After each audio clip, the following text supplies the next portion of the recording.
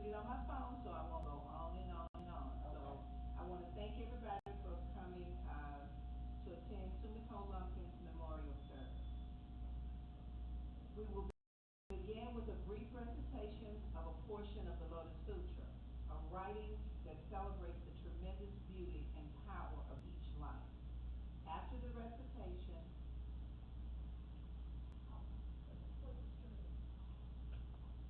okay, let's start over for the stream. Okay, thank you. Okay, good afternoon, everyone. Don't hear me anymore. Thanks for attending Sumiko Lumpkin's memorial service. We will begin with a brief recitation of a portion of the Lotus Sutra, a writing that celebrates the tremendous beauty and power within each life. After this recitation, we will begin chanting Nam Myoho Renge Kyo. At this time, we ask anyone wishing to pay respects to move to the front to offer incense. By placing new incense on the already burning incense, we are offering an expression of our prayer for Mrs. Lumpkin's eternal enlightenment. We do this to express our gratitude for having connected with Mrs. Lumpkin in this lifetime and to express our confidence that we will meet again.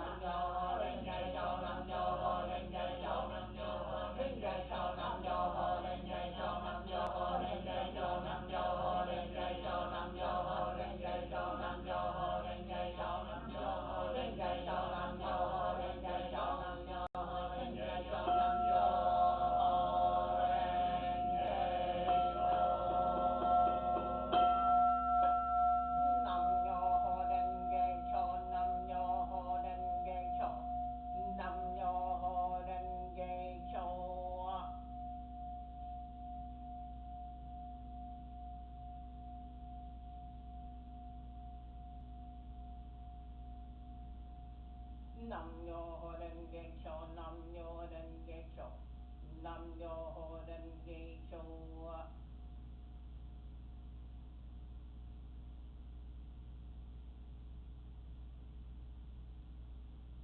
Nam yo renge kyo, nam yo renge kyo, nam yo renge kyo.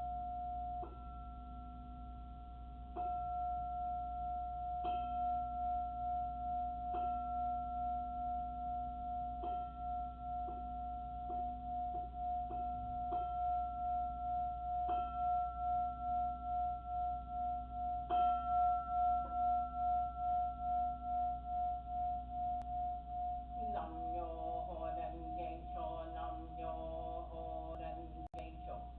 Nam yo renge kyo, nam yo renge kyo, nam yo renge kyo.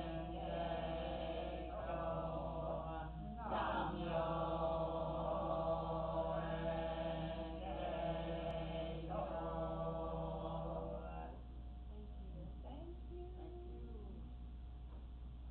I haven't done yoga with this many people.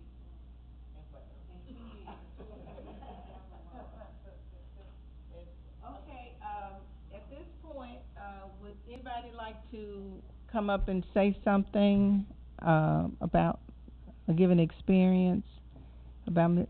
Lumpkin? I know all of us have so many. 'Cause she was very opinionated. Some of them that were solicited opinions, some of them weren't. You know, she encouraged us, definitely. I have so many memories of Mrs. Lumpkin, but Bunny told me I had to keep it short. Um, she's got me on a time limit. But I can't remember a time when I didn't know Mrs. Lumpkin.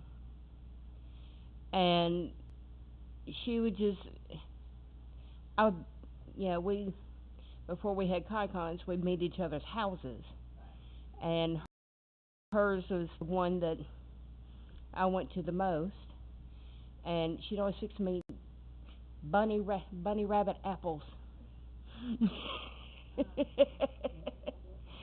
And she was like another mom to me, praising and correcting. And I needed a lot of correcting, but there won't be a day that goes by that I will not miss her. You know, she was very instrumental in my path to starting my practice. And she would tell me straight when I needed to be told straight. And I will miss that, and I will miss her very much.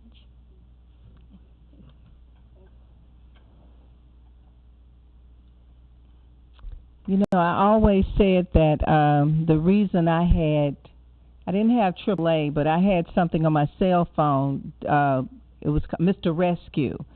And I always told Miss Lumpkin, I've used Mr. Rescue for Miss Lumpkin more than anybody. And she would always lock the keys in the truck. It was a truck one time. I think it was a truck all the time. And I said, don't worry, I have Mr. Rescue. And I would always call. I know I've used Mr. Rescue for Miss Lumpkin at least 5 or 6 times. One time I had it limited for the year, but she would, oh, thank you, and she would be so grateful. Don't, oh, she thought it was big. I said, I pay every month. It's fine. She wanted to always do something. I remember one time, I think after one of those times, Ken, did you take the key? Something happened with the truck. It was I can't remember what color, but anyway. But she always, one thing I always remember, and I share this experience all the time. We were at Ken's restaurant, Umai, and Ken asked me, Ken and my son are close in age. I mean, I'm telling my age too now. But they're close in age. So I said, Ken said, how's Marcus doing? I said, well, and she knew I was getting ready to complain. And she hit me. Say he's doing fine. That's what you have to say. I say it all the time, but Ken, whatever you kick in. I said, oh, okay, Ken, he's fine. He's fine, So I was ready, but she taught me, and I remember Les Brown. After that, I heard Les Brown, and Les Brown says, everybody got a story. 80% don't care, and the other 20% glad it's you. So that's what I thought about every time Miss Lumpkin, when she hit me. She probably knew it was getting ready to come out because I hesitated to get ready to tell Ken, well, she said, he's fine. And I said, okay, all right. So, but that's just one experience I have. Anybody else got? Oh, Kelly.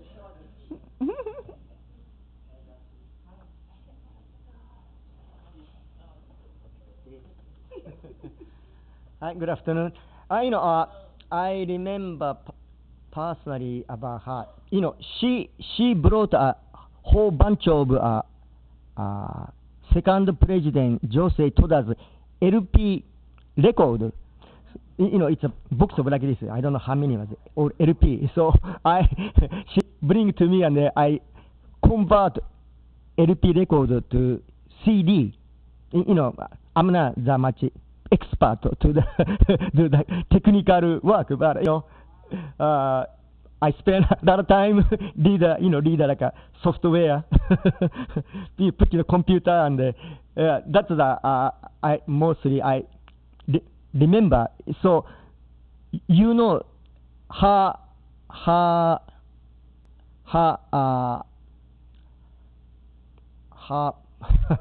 I say I can see her sincere attitude toward our practice. Thank you, Mr. Lumpkin. Thank you, Casey.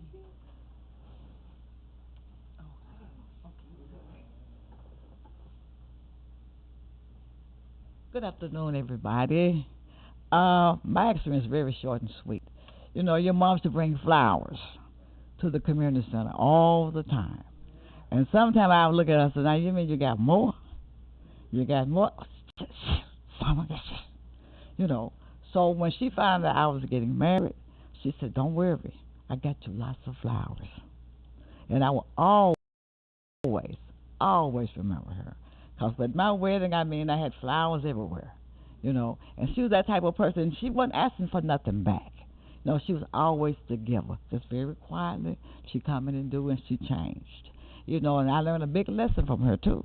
And like, it was like saying, she didn't complain. But one time she got on my nerve real bad. I had to collect money for subscriptions, from the members at the time. And I was in the room doing it, and she come in putting them flowers everywhere. Putting up flowers. I said, no, Miss Lumpkin, this is my space. She said, this is our space. And then she helped me with the numbers. I had no idea her coming in there what it was, because I was, a lot of stuff was going on. I was getting stuff all mixed up. She said, no. She said, the way she organized it. So she said, this is our space. Thank you. I will always remember that. Yes.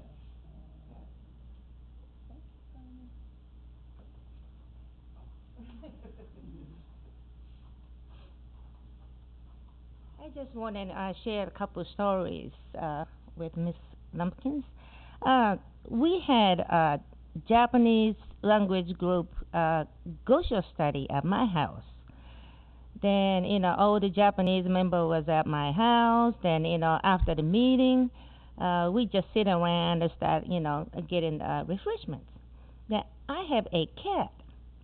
My cat was just following Sumiko-san everywhere. Then when she sat down, my cat sat down in front of her. Then every time she said, "Hey," my cat meow. They were like a token. Every time she said something, my cat responds. When my cat says something, she responds. That was so funny. Then I'm a cat lover. That she loves cats too. Then also the other memory was I had a hard I'm sorry I had a hard time like getting divorced, separation and getting divorced. Then my kids are still young. Then after we were at the Kaikan on Highland. Then after finishing it, she said, "Let's go get something to eat." She Me, her, and two of my kids. We went to Lumpkin, the Chinese the buffet on summer, and then she was listening to me. Then she shared with her story too. Then she encouraged me. So that time I was really encouraged by her words. So I really appreciate her that time. Those two big stories, the big memories with her. Thank you.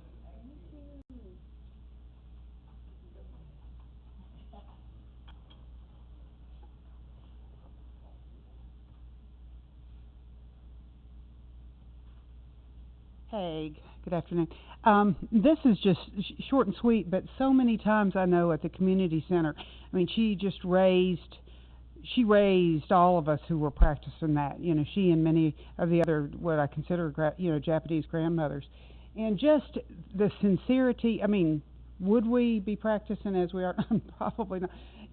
But just that sincerity and just checking in. She would humbly come up to me, "How you doing, Alice? How you doing?" And just those kind of personal things are what matters. You want to be cared for as an individual, and certainly was. And just watching by example, not needing to be in the limelight, teaching that spirit that really President Keita talks about, the people in the background, just whatever, and that kind of immense fortune that can build up. Could just see that very humble.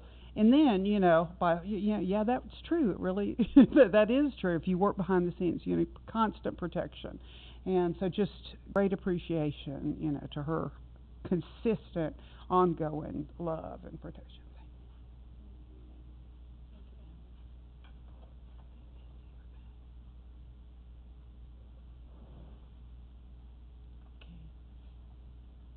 That's everybody.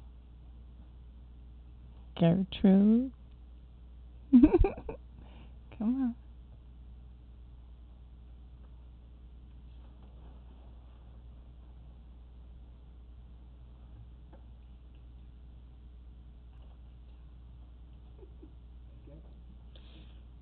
Yes, I've got to say something because I look like one person, but I'm really three. There are two people who couldn't be here today who would very much have liked to be here. One is Mrs. Maki Griffin. She was a good friend of your mother and valued that friendship very, very much. But she had a situation arise in her family recently. Sachio knows about it. That has resulted in her being out of town this weekend with one of her daughters, and that is why she could not be here. And the other is Tony Crutchfield. Tony has talked to me about Mrs. Lumpkin so many times, how important she was to her in the beginning of her practice, how critical it was that she had that relationship with Mrs. Lumpkin and that she got all the encouragement from her and all that guidance. And she is not here because she's doing something that I know your mother would very much approve of. She is having a yard sale to raise money for the May 3rd contribution. And that's why she's not here. So I wanted to just say that there are two people who would very much have liked to be here that could not for good reasons, and I wanted to share a very small experience of my own. I did not know Mrs. Lumpkin as well or as long as many others who've spoken, but many of the things that you said really resonated with me because of one memory I have of her, not the only one, but perhaps the most powerful one. This happened when you were about to open your restaurant, Umai, Ken, and I happened to be driving past there one evening, early evening. I think it must have been summer because there was still a lot of light. And I saw her. I said, "Oh my goodness, that's Mrs. Lumpkin." So I stopped to see if I could help her, and she was out there with a broom, and she didn't have a dustpan, so she had a piece of cardboard, and she was sweeping the parking lot. Everywhere she was sweeping everything up and putting it on that piece of cardboard. And I said, "Well, Mrs. Lumpkin, I think I have a box." And I went in my car and got a box, and we put it all into the box. And she said, I don't remember the exact words she said, but I remember her expression. Other people have talked about her sincerity, and her concern for you and your happiness was so very plain in her expression and the tone of voice she used and what she said. And I said, "I think it's going to be all right. He'll be all right. Don't worry." So I will always remember how she looked at that time, and some of the other very small things that I saw her, heard her say, at the community center, just things that she expressed that I would go, wow, I didn't expect her to say something like that. It made me feel like I had at least a very small view into her life, and I believe if I had known her better, I would have been enriched for that. But I'm very glad to have known her to the extent that I did. Thank you. I love that picture of her.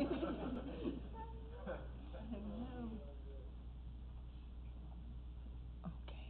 Ken, Katie, I want to say something? Okay. Well, you can say it on behalf of Katie. Huh? Okay.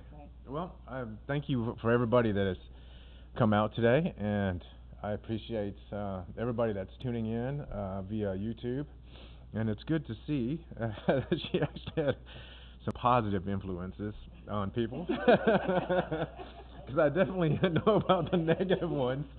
But I am glad that that you all have enjoyed my mom, and I'm glad that she. I'm sorry, which is kind of crazy because I really was not really sad until you talked about Umai. But anyways,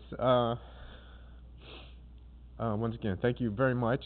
And this is just sad for us, but we all know that this is nothing more than a stepping stone, right, to the next process, and that she created a lot of good stuff for her next life. So I kind of want to read something. I'm not exactly organized. I apologize. This is a new experience for me. Once again, my mom. Thank you. So let me see here. Excuse me. 1 second. All right. So it says, perhaps the karma from past lives or some other reason, this woman chanted Nam Myoho Renge Kyo at the moment of her death. This is as rare as one-eyed turtle finding a suitable burrow or hollow in a floating sandalwood log, or a thread lowered from the heavens passing through the eye of a needle on the earth. And that is how wondrous. Another one. 1 second, sorry. Like I said, not very organized. So for example, black lacquer will turn white when white powder is added. A woman's offenses are often like the lacquer, and the words Nam Myoho Renge Kyo like the white powder. When one dies, if one is destined to fall into hell, one's appearance will darken, and one's body will become as heavy as a stone that requires the strength of 1,000 men to move. But in the case of a good person, even if should be a woman 7 or 8 feet tall and of dark complexion, At the hour of her death, her countenance will become pure and white, and her body will be as light as a goose feather and as soft as pliable as cotton. So, anyways, it's one thing about my mother that we all are is that she was human, right? And so she definitely had her issues with the way she presented herself when it came to the organization and her the way she presented herself in faith and what she thought it was, but it was always sincere and came from a good spot. So, honestly, I didn't realize this, but through my conversations with other people that are out of town when she passed away, that she was actually one of the true pioneers of this organization, right? So she got here in '68, and so there was, there was a group of Japanese women that came over, and around that time, '67, '68, and she was one of them. So through her, I can realize my immense fortune, So once again, thank you for everyone that has came, and in my imminent brilliance, I didn't realize that this weekend was a holiday weekend, and set this up for Memorial Day weekend. So anyways, thank you once again for everyone that made the drive, and everybody that's tuning in on YouTube. Thank you very much. Okay, thanks, Ken. Okay, I'm going to close now, give some closing words.